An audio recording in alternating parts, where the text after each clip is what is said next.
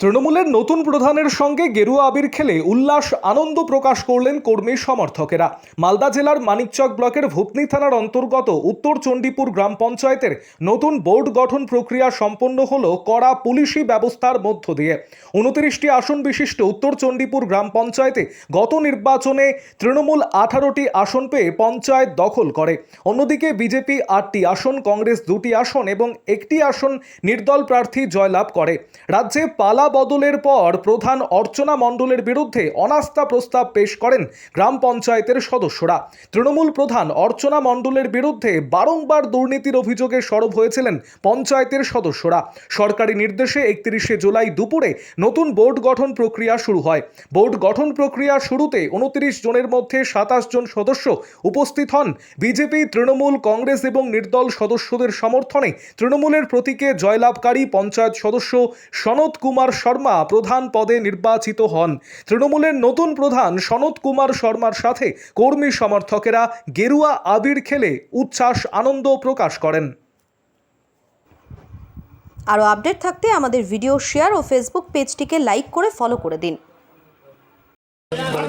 এর আগে আমাদের এখানে তৃণমূলের প্রধান ছিল, তৃণমূলই ছিল। এবার সেটাকে সংঘবদ্ধভাবে টোটালি সর্বদলীয়ভাবে আমরা ওই প্রধান অনেক দুর্নীতির সাথে যুক্ত ছিল, আমরা তাকে অপসারিত করেছি। অপসারিত করে আজকে তার প্রধান যেটা হলো আর কি, অপসারিত করার পর প্রধান গঠন, আমরা এটা সর্বদলীয়ভাবে প্রধান গঠন হলো। টোটাল মেম্বার সংখ্যা আমাদের কত? আমাদের টোটাল মেম্বার সংখ্যা 29। তার মধ্যে একজন মারা গেছেন, 28 জন। 28 জনের মধ্যে এখানে 27 জন উপস্থিত হয়েছেন। এই অঞ্চলের যে প্রধান তিনি উপস্থিত হন। কিছুদিন আগে একটা টাকা দুর্নীতি লেনদেনের একটা কেসে ফেসে আছেন, উপস্থিত হননি। 27 জন উপস্থিত হয়েছিল। 27 জনের মধ্যে 17 জন আমাকে নির্বাচিত করে প্রধান করেছে। 17 জনের মধ্যে কোন কোন দলের ছিল? আমাদের এখানে তৃণমূলের ছিল, কংগ্রেসের ছিল। তৃণমূলের কজন ছিল? তৃণমূলের আমাদের ছিল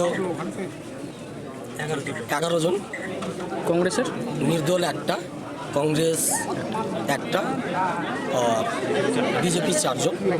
সকলে মিলে ভোট দিয়ে আমাকে প্রধান পদে বসেছে। কতজন মেম্বার আপনার পক্ষে ভোট দিল? 27 জনের মধ্যে 17 জন। আপনি কোন দলের ছিলেন? আমি এর আগে তৃণমূল থেকেই জিতেছিলাম। তৃণমূল দল থেকে জেতার পর আগামী লোকসভা থেকে বিধানসভা পর্যন্ত আমি বিজেপির হয়ে কাজ করেছি। আজকে তাহলে বিজেপির আপনি প্রধান? হ্যাঁ, আমি বিজেপি দল থেকেই প্রধান হলাম। আমি বিজেপিকে সমর্থন করেছি। এখানকার অঞ্চল নেতৃত্ব থেকে শুরু করে ব্লক, ডিস্ট্রিক্ট সকলেই জানে আমি বিজেপির বিধানসভাতে ভোট করেছি এবং এখানে আমরা আমাদের যে এমএলএ আছেন আমরা ভালো ভোট দিয়ে ভোটে জিতেছি। রাজ্যে বিজেপি সরকার চলছে, কতটা মানুষের পাশে দাঁড়াবেন বলে মনে করছেন?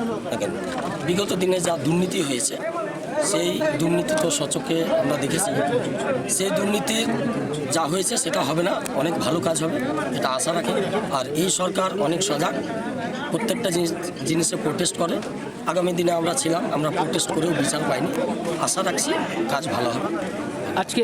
আজকে একজন অসুস্থ ছিল, ওনার নাম কি এবং উনি কি ভোট দিতে পেরেছেন? ওনার নাম হচ্ছে সাজমিন খাতুন। আজকে সকাল 10টা, 10:30 নাগাদ তার ছেলে বাচ্চা হয়েছে। এই পরিস্থিতিতেও তিনি ওখানে থেমে থাকেননি, অনেক কষ্ট করে এসেছেন আমার জন্য ভোট দিতে। আপনার পক্ষে ভোট? উনি কোন দলের ছিলেন? হ্যাঁ, উনি কোন দলের? উনি তৃণমূলের ছিলেন। আপনার নাম? সনত কুমার শর্মা, বর্তমান প্রধান।